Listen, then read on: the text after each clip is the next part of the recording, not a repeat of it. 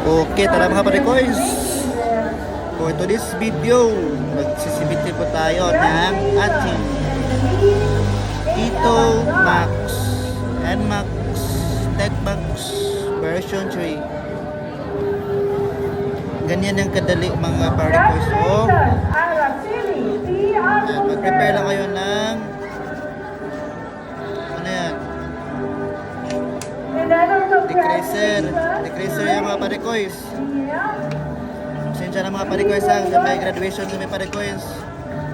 Kaya sinasabay ko yung voiceover sa graduation namin. Okay lang yan mga parekoys para may magandang background music tayo mga parekoys. Yan, nanaisi natin na mabuti yan mga parekoys.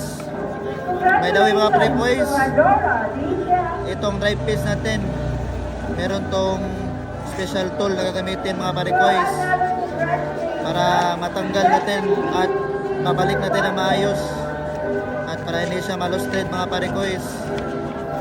Ayan mga parekoys, oh, sobrang dumi yan, sobrang dami ng abog mga parekoys. Oh, medyo nakagalan tayo content nito mga parekoys. Ayan, bilis-bilisan na natin kasi mamaya uulan na. Kasi yung sa taas parekoys, walang bituin, walang star parekoys, for sure uulan mamaya. Ayan, inisip natin mabuti mga parekoys kasi dami mga alikabok dyan mga parekoys. So yung takbo natin parekoys nasa 6,000 km na, kaya kailangan na talaga nating mag-CVT.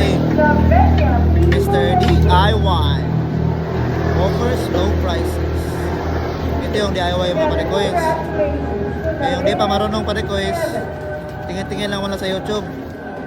So ito mga parekoys, sa YouTube ko lang din ito natutunan. Kaya salamat sa nag-upload ng CVT tutorial ng NMAX V3 TechMax. At ito parekoy, repaint tayo ng crankcase parekoys. Ayan, nililihan natin dyan, nililisan natin. Nililisan natin mga parekoys. Kasi mamaya maganda na tayo mga parekoys. 3, 2, 1.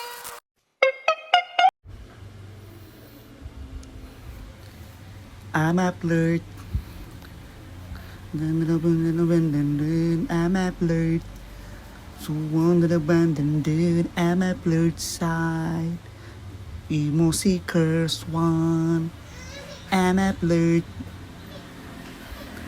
Over nicotine. Nikotin.